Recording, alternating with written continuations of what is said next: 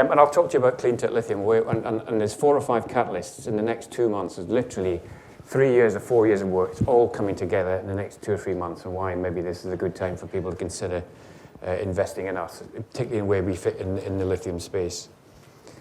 This, by the way, is our field up in the mountains of Chile. It's 4,500 meters up. This is the Laguna.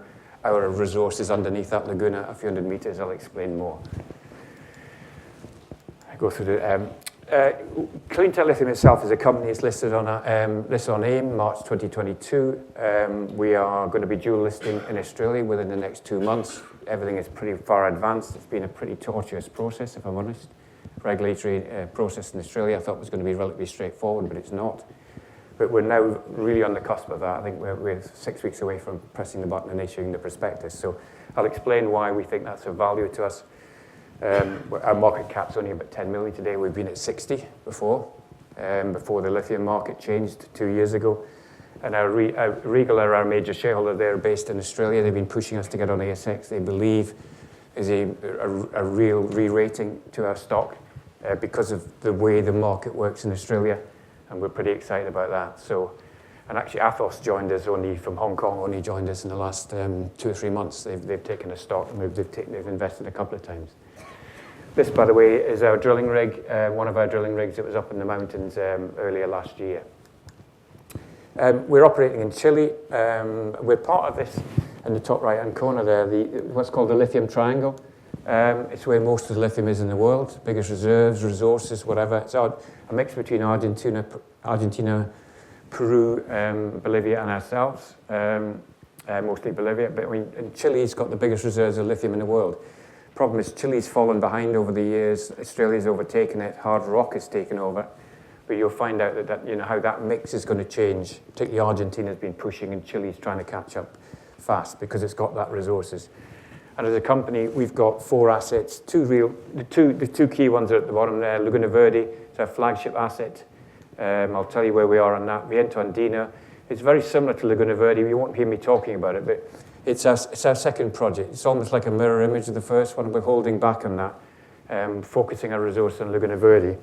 And I'll talk about the pilot plant. It's based in Copiapó, in the main mining town, and what we've been doing on our pilot plant. We've completed scoping studies for both Laguna Verde, that's PEAs in Canadian terms, and Viento Andino as our second project. Very, very strong economics, a good and even low and good lithium prices.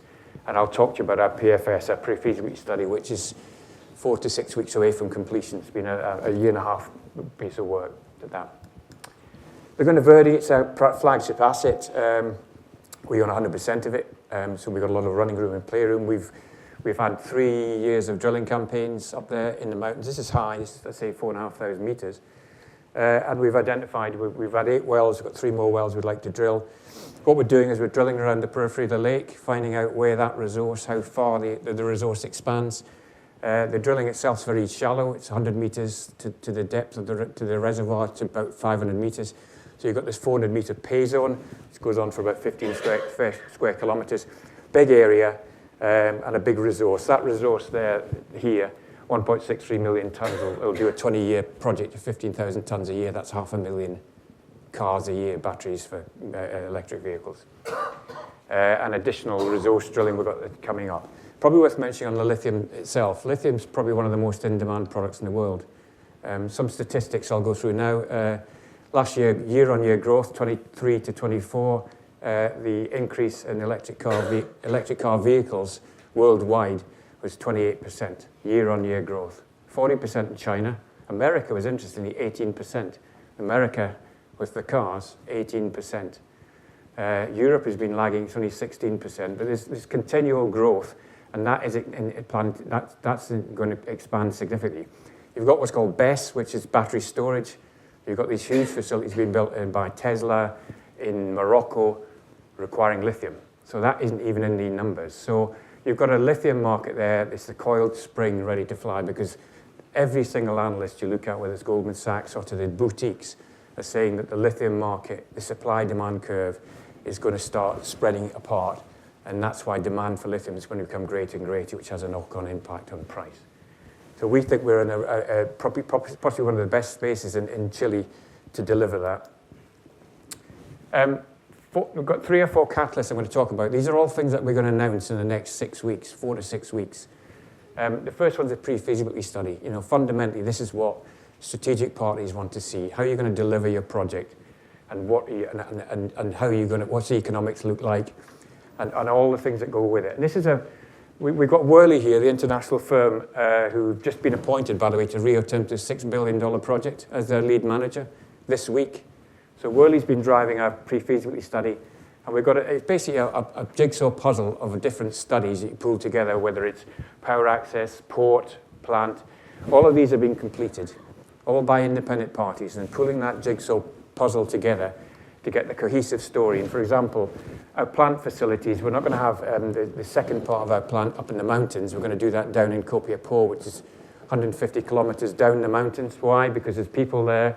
It's easier access to the port, and we'll save a lot of money by doing it that way. So that, again, was another independent study. So pre-feasibility study, we'll be announcing that probably mid to late April. That'll be a big announcement because we've got 5 or 6 household names, car companies, battery manufacturers under NDA wanting to see this. So this is about ready, and this is about moving into those conversations with the strategic parties who want to secure supply.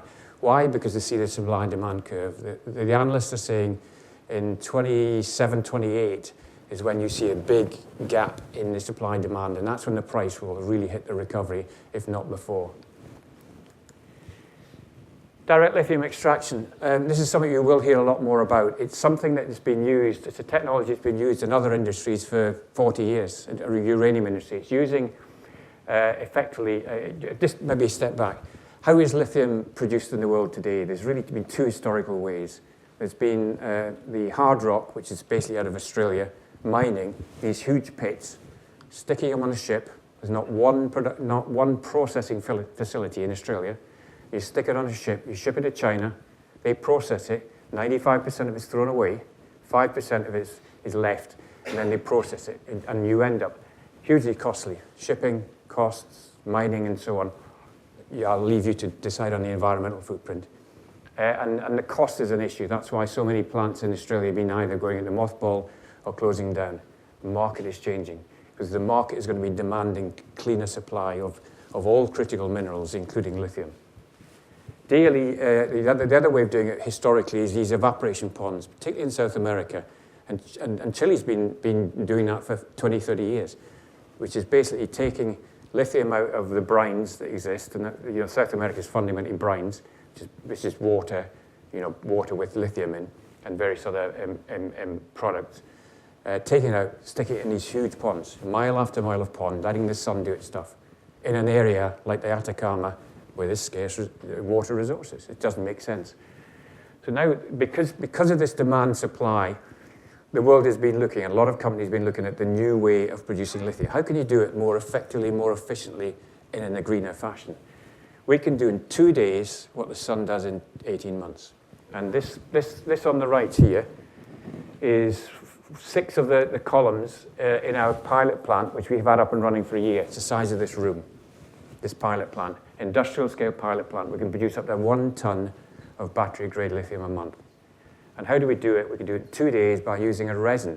And what the resin does is, you bring out the lithium, you put it through these columns, and there are millions of these little beads in there which capture the lithium. Lithium's a very, very small molecule, gets captured in there. The other impurities, calcium, boron, 99% of it gets rejected.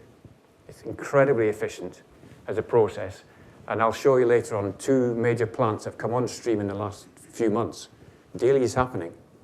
So this is a cleaner and a greener way of doing it. Chile announced a year and a half ago that all new projects in Chile have got to use this DLE, and we're at the forefront. There's nobody else in Chile who's got a pilot plant like us. And that's including the big boys, the 2 biggest, second and third biggest lithium companies in the world. Rio Tinto spent $6 billion buying Arcadium late last year. Why? Counter-cyclical. Rio Tinto, big time into iron ore and all those different products, sees lithium as the new world. And they're now using DLE, and they acquired Arcadium because Arcadium have been doing it in a form of DLE in Argentina for 20 years. Now it's becoming of age. So effectively what you've got is Rio Tinto is a major part of their new business is DLE Lithium in Argentina. I was in Chicago in November. This photograph here on the right, that's lithium carbonate. This was the first day we had production. So we'd taken our eluate, which is basically the product we get from the brine. The other thing on DLE is we use 100% renewable power because of where Chile is. It's got 60 to 70% of power already from renewable. And when we've used that power, when we've got the remainder, having taken the lithium out of the brine, we put it back in the reservoir. It's completely cyclical, very little water loss. So you've got a process there which is really highly efficient and also very green. We got, from our first batch, 99.78% purity. We were astonished. And that was tested in independent labs. We've announced that to market.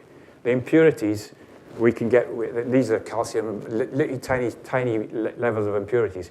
We know exactly how to get rid of that, and we will be announcing that. We expect to announce battery-grade lithium within the next month, 6 weeks, from a plant. So this plant that's operating in Chicago, it's moving to a much bigger facility in Dallas. That's happening now, and we expect to announce. And why is that important? Because the strategics want to see we can give it to strategics and say, this, we can give you this, we can sell you this, you want to buy it. We can produce this. So we are at the point now, in the next 2-3 months, where we've got a very substantial product we can send to the car companies, the battery manufacturers, companies that are waiting, want to test our product, alongside the PFS. And the other element is, this is another key catalyst. This is the end of this month. Chile adopts a process.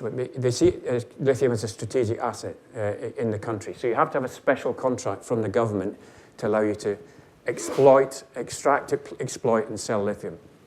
And it's quite a stringent process, but the government announced 6 salars are going to be fast-tracked as part of this process. They announced that in September last year. Our major project, Laguna Verde, is one of those. This application you see on the right here, 5,000 pages, that went in January. That's the result of 3 years worth of work of technical studies and drilling reports and geological and how we're going to develop the project. And we believe we've ticked all the boxes from the government. We have all the licenses and so on that we need. Our expectation is that we'll get the green light by the end of this month. That is a huge catalyst for growth because we will get inbounds from parties once they know we're on the roll. And we expect within 3 months to have negotiated those terms. This document includes all the proposed terms. We've mirrored what Codelco, the major copper company, has. They've got some lithium product. And another key thing here, which is the very first in Chile, is since day one, we've engaged with local indigenous communities. They're 100 kilometers down the mountain, but they go through the transport collars. It's their ancestral lands. So we've said that we will leave Laguna Verde as we found it. So they wrote to the government as part of our application, said we want this to go ahead, this project to go ahead. That's never happened before in Chile. Copper, whatever resource, because indigenous communities don't normally want mineral projects to go ahead. We're going to give 1% of our gross revenues to the community through a trust that's been set up. And that means you engage with the communities, you do it properly, and they support us. So they're standing with government, doing that.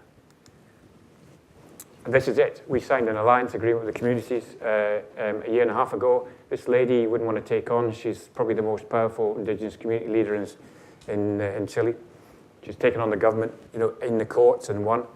And she now stands out in conferences talking about the big Codelco and SQM, some of the biggest companies in the world. And she promotes us because she believes in us and she believes in what we're doing.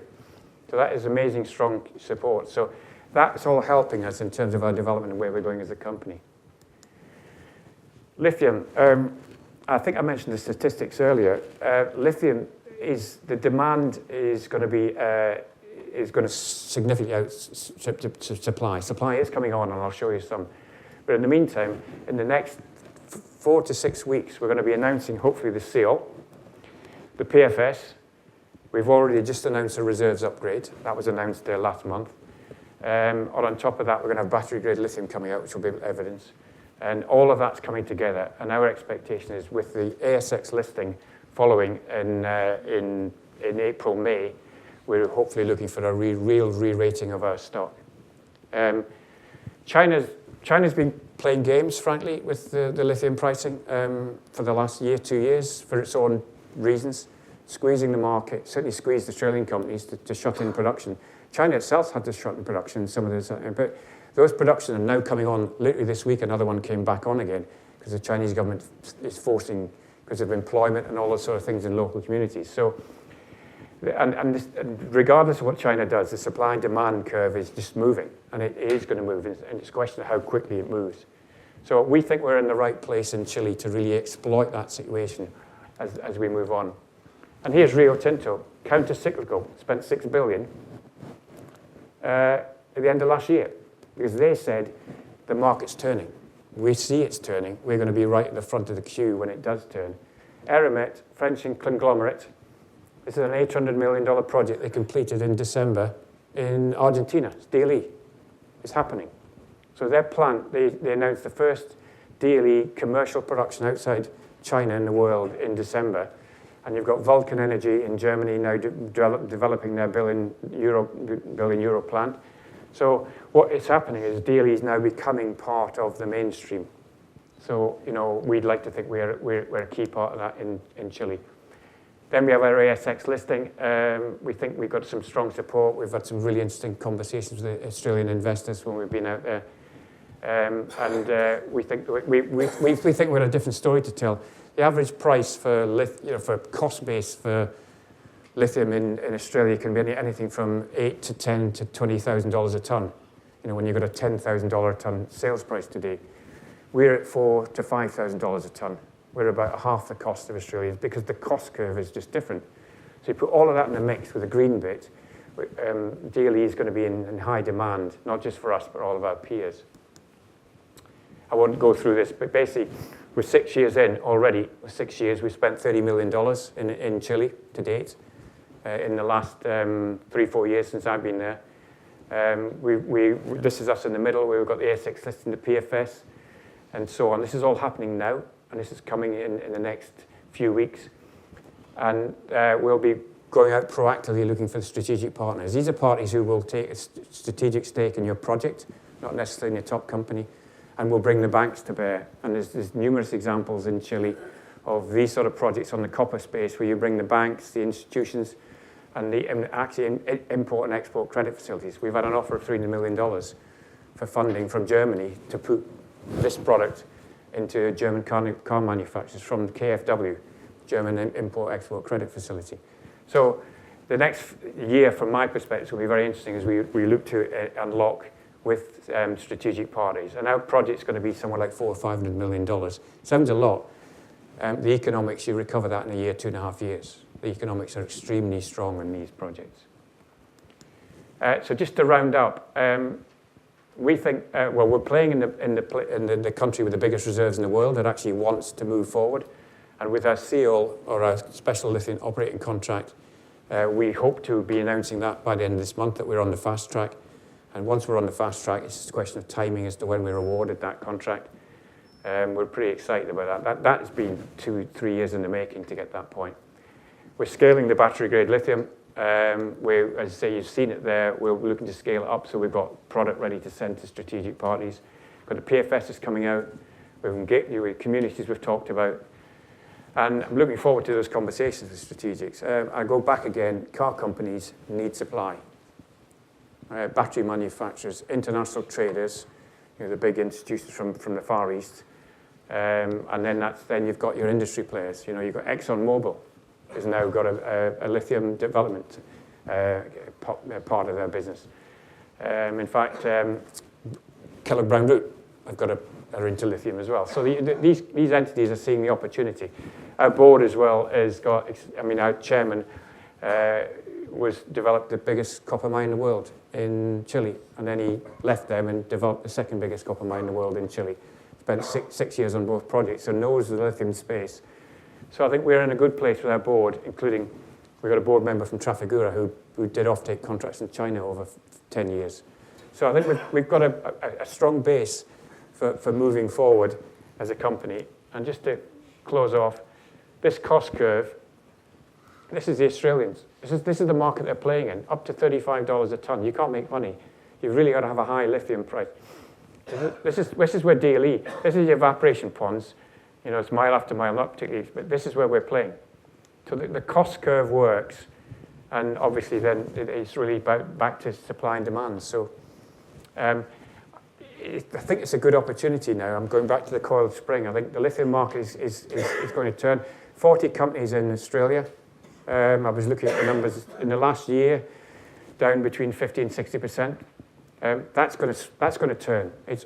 We are in the same bucket as a development company as the production companies in Australia. It doesn't make sense, but that's the way the market works. So I think the coiled spring's ready to happen, and I think if people are looking at getting into lithium space, then this is an opportunity to maybe just dust off your profiles and see if there's a space there for companies like CleanTech Lithium. Okay. Gordon, thank you very much. Great stuff. Any questions for Gordon, please? Down the front here. Oh, we've got a few. Okay, Chris, take a pick. Over there first then. We'll come to you afterwards. Yeah, go ahead. Thank you. Thanks for an interesting presentation. It's high tech of a different type, I think. President Boric of Chile was elected in 22 in a ticket proposing clamping down on the miners, including at one point, I think, nationalising them, or at least nationalising the sale and distribution of the products. What do you see the regulatory and political risks of the rest of his term and whoever comes to power next year? There is no nationalisation in Chile. All they're doing is that in certain industries, they've announced certain parts of the lithium space in Chile is going to be strategic, which is your major, Salar de Atacama, the biggest field in the world. And that's being shared between a private company, SQM, and the Chilean government, 51%. And that's a deal that's going to go through over the next 2 or 3 years. All other entities, where we're playing is private.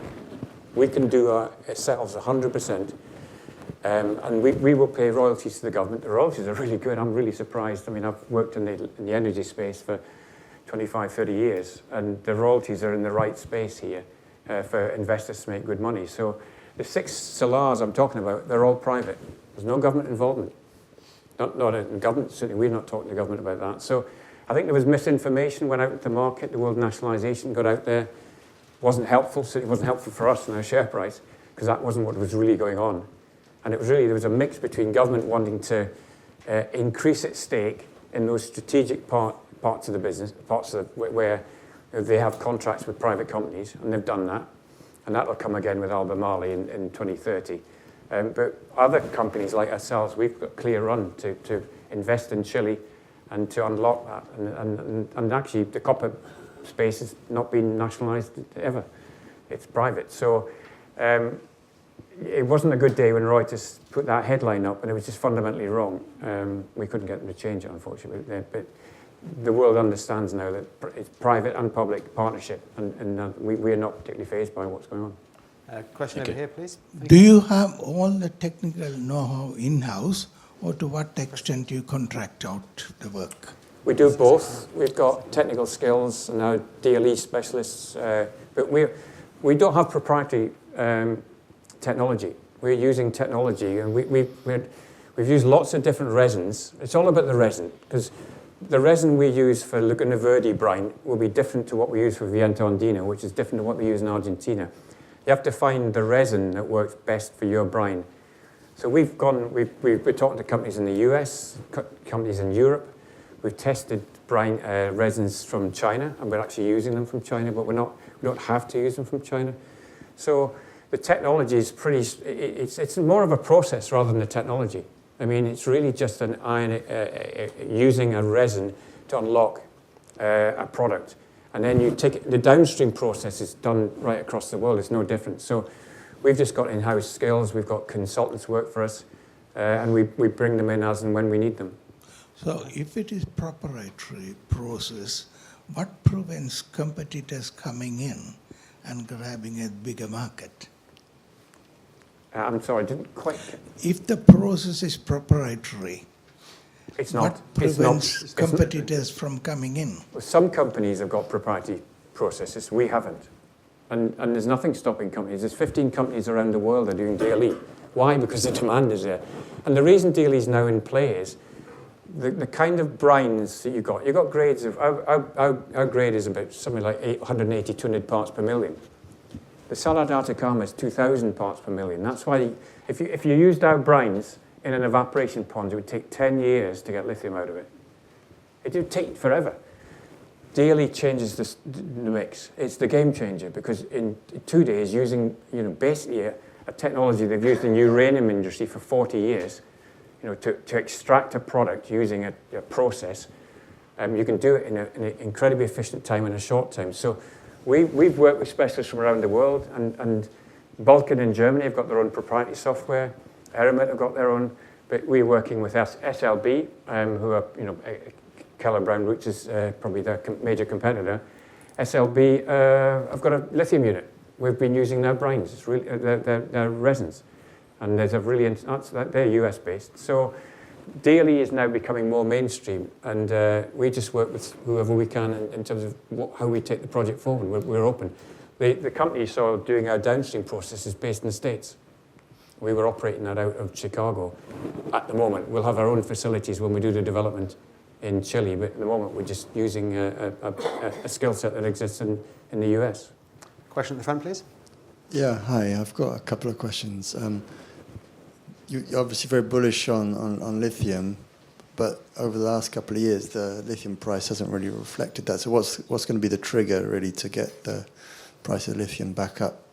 And then the other question is, in terms of the company's funding and the ASX listing, are you doing a fundraise, or what's the current cash in the company? Okay, well, I'll do the first one, which was the price.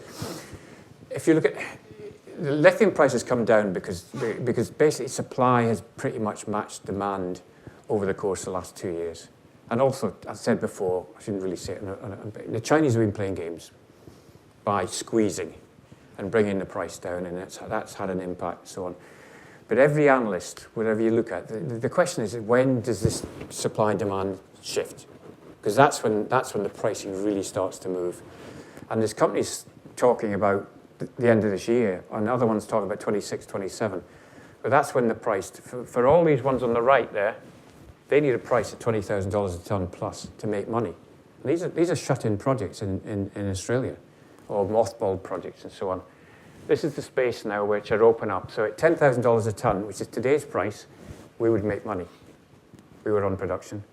So it's really, I think that you'd like to see the latter part of this year, the price moving, and then it's a question of how quickly it goes. But it has to change now because the world, the supply is just not there, and particularly with the demand increasing with these battery storage facilities. I can't tell you how much cash we've got in the company because that's not public domain, but I can tell you we raised £2.5 million week before last. That provided us with some running room for an ASX listing. We're not sure how much we're going to raise on ASX. We have to get 200 new shareholders. That comes through a process.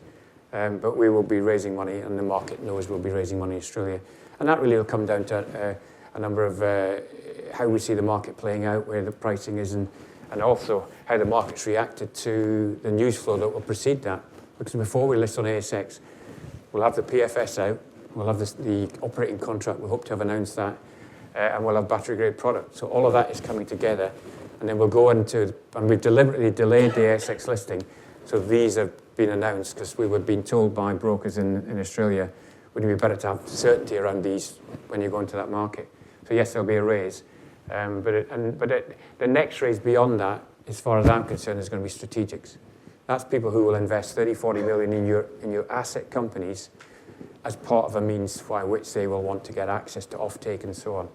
And those conversations have started previously. They'll really kick on when we've got the PFS and we've got the seal, the line of sight to that operating contract.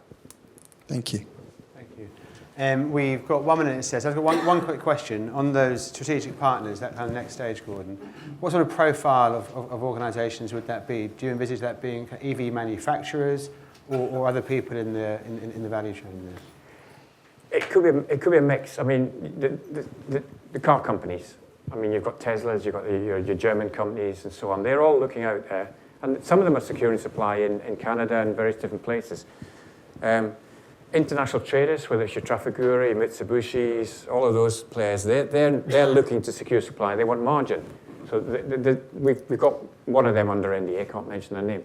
But the battery manufacturers, whether they're Chinese, South Korean, they're in play as well. And then you've got your industry players. So we're frankly agnostic. We've got some preferences, but we will be using corporate finance houses to help us. There's a house that's helped Vulcan in Germany. He's raised over €1 billion. And it's got an EIB loan of £500 million. It's got equity of 150 million through Australia, a really good price. It's got 150 million export credit facility from Australia, because it's using technical skills from Australia. So that's a whole cocktail of funding, which we'll be doing likewise. But the key is to get your strategic partner with deep pockets. They'll bring your banks, and they'll bring that access, and because they want to supply. Very good. All right, Gordon, thank you very much indeed. Thank you for joining us tonight. And thank you, everybody.